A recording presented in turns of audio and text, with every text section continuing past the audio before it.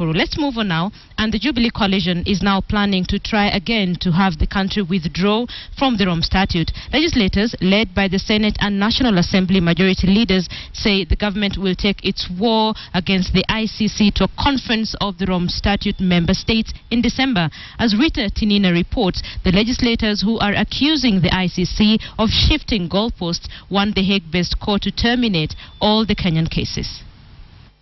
International Criminal Court is now in session. The Densela Court Penal International. A day after the International Criminal Court warned the Kenyan government against what he termed as leaking classified information to the media, Jubilee legislators were taking on the Hague-based court again. We have had enough of their way of doing things. We are fed up, and we want to send a message to the International Criminal Court to stop the suckers immediately. The members of parliament are accusing the ICC of shifting goalposts and pursuing a non-judicial agenda. The ICC Kenyan case is not and has never been a judicial process.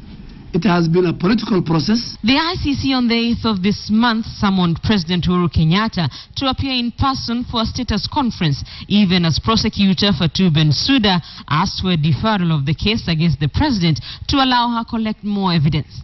It doesn't happen in criminal law. In criminal law, if you are a prosecutor, you look for evidence. When you think you have evidence, you take people to court.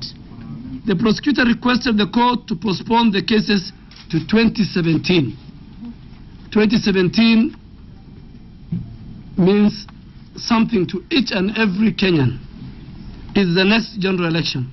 The legislators want the ICC to terminate the Kenyan cases and are banking on a December meeting to have another shot at having the country withdraw from the ICC. The first place our train will stop is the Rome Statute Conference, Status Parties Conference in December.